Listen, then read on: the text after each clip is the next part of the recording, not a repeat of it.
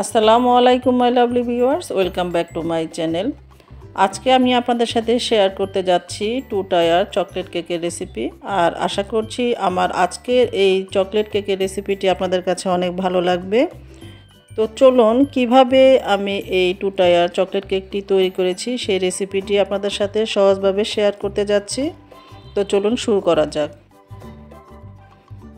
Chocolate কেকের জন্য প্রথমে আমরা চকলেট কেকের বেসিকটা তৈরি করে নিব। এর জন্য প্রথমে আমি 1 কাপ পরিমাণ ময়দা দিয়ে দিয়েছি, আর দিয়ে দিলাম 2 টেবিল চামচ পরিমাণ কোকো পাউডার, 1 টেবিল চামচ পরিমাণ গুঁড়ো দুধ, দিয়ে দিলাম 1 টিস্পুন পরিমাণ baking powder, half teaspoon baking soda, আর 1/4 টিস্পুন পরিমাণ দিয়ে দিলাম লবণ। এরপর আমি সব কিছু ভালো মতো চেলে নিয়ে নিচ্ছি।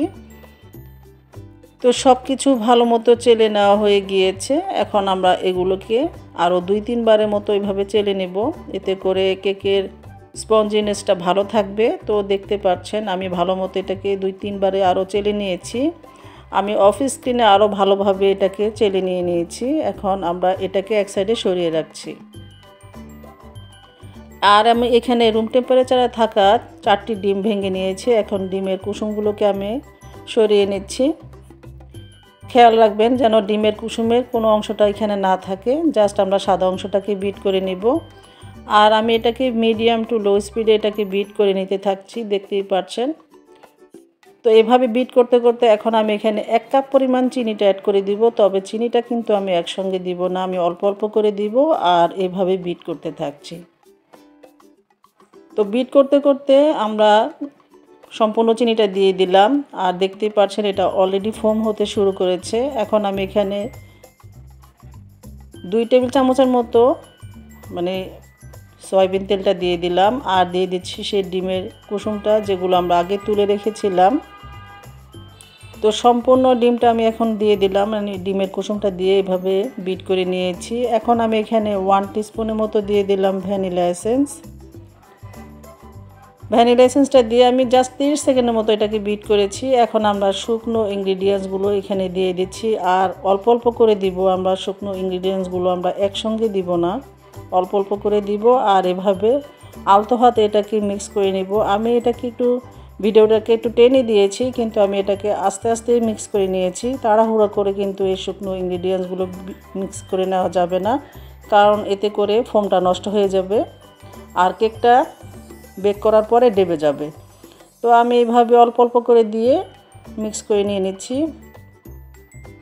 আমি এখানে 2 টেবিল চামচের মতো লিকুইড দুধ দিয়ে দিয়েছি, আর এখন আমি এখানে দিয়ে দিলাম 1 টিস্পুন পরিমাণ চকলেট গানাশ, আর দিয়ে দিচ্ছি চকলেট পেস্টও আমি দিয়ে দিয়েছি 1 টিস্পুনের মতো দিয়ে। এখন আমি এটাকে মিক্স করে নিয়ে নিচ্ছি।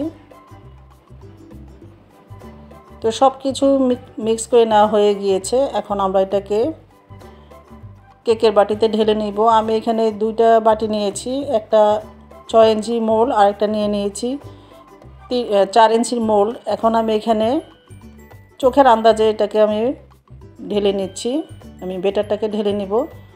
আর এটা আপনাদের চোখের আন্দাজে এই ব্যাটারটাকে ঢেলে নিয়ে নিতে হবে। তো দেখতেই পাচ্ছেন আমি 2টা বাটিতে ব্যাটারটা ঢেলে নিয়েছি।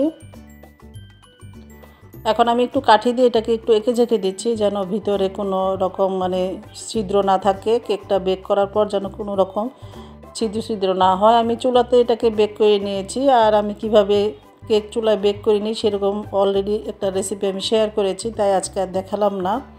আমি 2টা কেকটাকে আমি মোল্ড আউট করে নিয়েছি। এখন আমি এটাকে 2 ভাগে কেটে নেব। চাইলে আপনারা এক একটা কেক 3 ভাগেও কেটে নিতে পারেন। তো দেখতেই পাচ্ছেন আমি 2 ভাগে এটাকে কেটে নিয়েছি।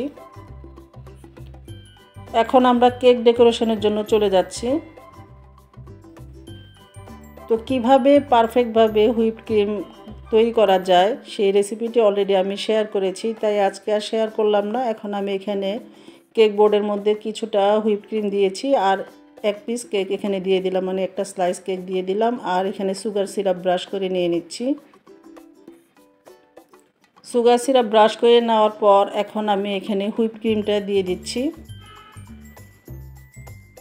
হুইপ ক্রিমটা দেওয়ার পর একটা প্যালেট নাইফের সাহায্যে আমি এভাবে সমানভাবে একটু স্প্রেড করে নিচ্ছি। খুব স্মুথলি এটাকে স্প্রেড করে নেওয়ার প্রয়োজন নেই, কারণ এটা ভিতরের মধ্যেই থাকবে, মানে কেকের ভিতরের পার্টেই থাকবে।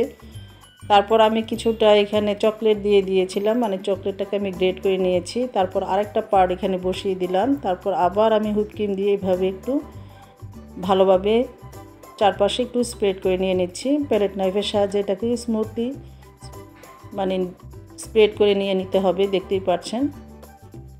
তো আমি এভাবে বেসিকটা তৈরি করে এরপর আমি 3টা কাঠি এখানে দিয়ে দিচ্ছি, মানে এটা শাস্তিকের কাঠি জাস্ট ছোট করে কেটে নিয়েছি, দিয়ে দিলাম। তারপর আবার ছোট সাইজের একটা পিস বসিয়ে দিলাম, মানে আমি যে ছোট কেকটাকে স্লাইস করে নিয়েছিলাম সেইখান থেকে একটা স্লাইস বসিয়ে দিয়েছি। তারপর আবার এখানে সুগার সিরাপ ব্রাশ করে নিয়ে নিচ্ছি। তারপর আমি এখানে আবার হুইপ ক্রিম দিয়ে এইভাবে প্যালেট নাইফের সাহায্যে স্মুথলিভাবে এটাকে চারপাশে এইভাবে স্প্রেড করে দিয়ে দিচ্ছি। আসলে এটা বলে বোঝানো যাবে না, জাস্ট আপনারা দেখে এটা বুঝতে পারবেন আমি কিভাবে করেছি কাজটি। তারপর আমি এখানে কিছুটা চকলেট পেস্ট দিয়ে দিলাম, মানে চকলেট সসটা দিয়ে দিয়েছি। তারপর আমি এভাবে একটু প্যালেট নাইফের সাহায্যে এভাবে মিক্স করে নিয়ে গ্রেট করা চকলেট আমি দিয়ে দিলাম। তারপর আবার আরেকটি স্লাইস কেক এখানে দিয়ে দিচ্ছি।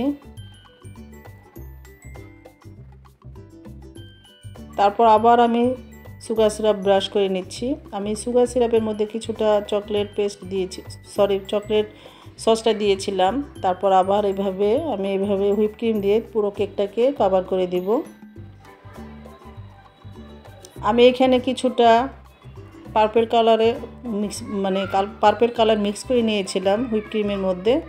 তারপর এভাবে আমি জাস্ট একটু ডিজাইন করে নিয়েছি, আর কিছুটা নন এডিবল এখানে মানে প্রজাপতিটা বসিয়ে দিয়েছি, আর উপরে কিছু মানে হোয়াইট সুগার বল আমি দিয়ে এটাকে এইভাবে ডেকোরেশন করে নিয়েছি।